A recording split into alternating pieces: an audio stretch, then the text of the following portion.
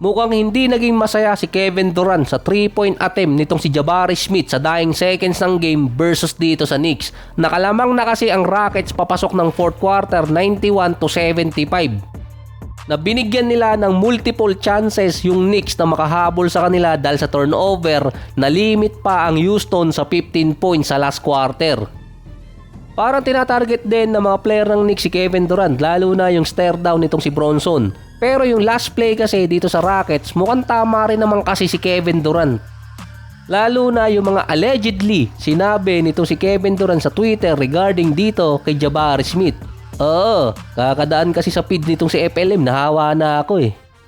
Nasa 16 seconds pa kasi yung natitira, nag-reset yung shot clock dahil offensive rebound naman ng Rockets. Tiningnan muna di umano ni Jabari Smith si KD na winave ni KD yung attempt sana nitong si Smith pero pinilit pa rin.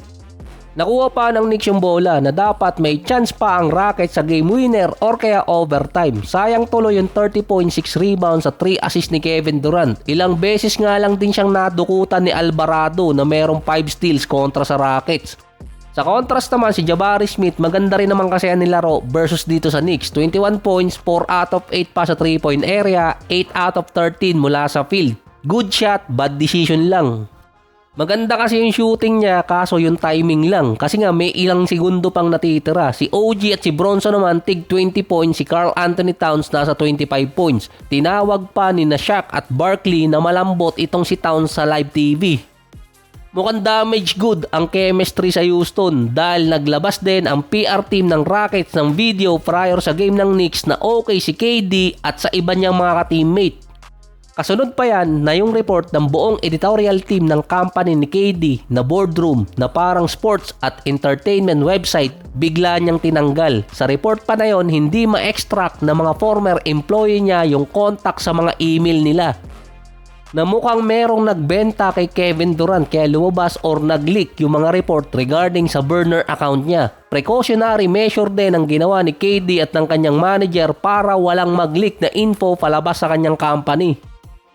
Kasunod pa yan ang sinabi ni KD na one more season na lang siya or isang season na lang siya sa NBA. Dati parang target ni KD na makapaglaro pa siya until 40 years old at maglalaro pa siya sa 2028 Olympics.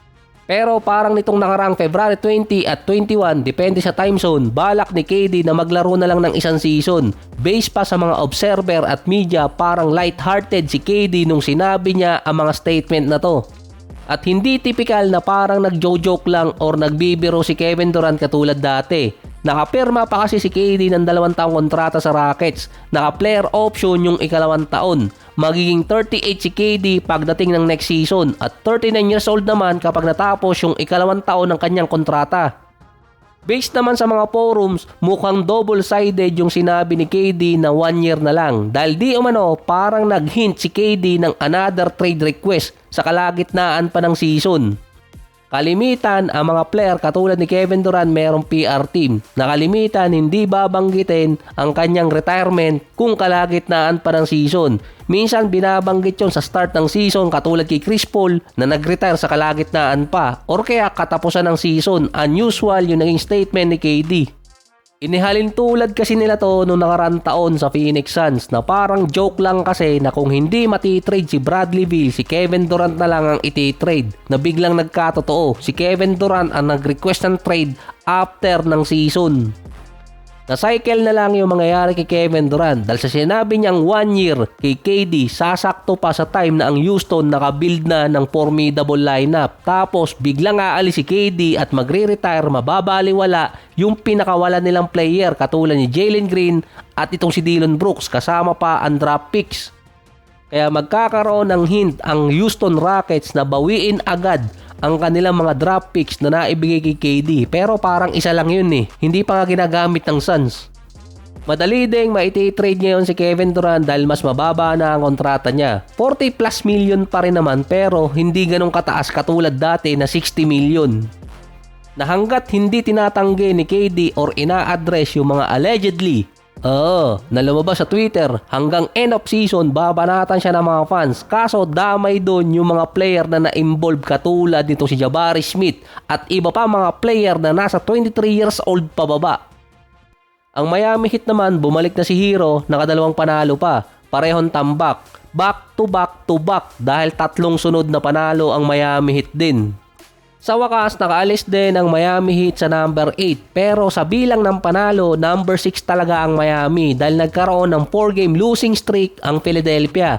Base pa kay Powell na meron 25 points at 6 assists, gusto talaga nilang makaalis ng play-in tournament. Yung Sixers, nagkaroon ng embarrassing na talo kontra sa Pelicans. Ganito rin kasi ang sitwasyon na gusto mangyari ni Hero na merong 14 points versus Memphis na makapasok sila sa top 6. Nasa 28.7 rebounds, 3 assists itong si Andrew Wiggins na mukhang walang date ngayong February. Hindi siya nawala hindi katulad nung nakaraan. Baka siguro wala na siyang balikan dahil kay Pat Riley. Full ride pa ang Miami ngayon dahil sa bumalik na mga players nila. Naka 15,000 career points na itong si Wiggins. Nung papatapos na ang game, biglang nagkagulo pa sa pagitan ng dalawang team, Scottie Jr. versus Myron Garner. Biglang binigyan kasi ni Garner ng chip shot itong si Scottie Jr. habang hindi pa nakatingin. Kaya hindi nagustuhan ni Scottie Jr. kaya sinugod sa kabilang court. Base pa kay Scottie Jr., bibigyan lang sana niya ng yakap itong si Garner. Kaso, ang yakap na binigay niya mala Stewart or Isaiah Stewart. For review pa ng NBA kung bibigyan ng penalty ang dalawang player dahil pareho din silang na-eject sa game.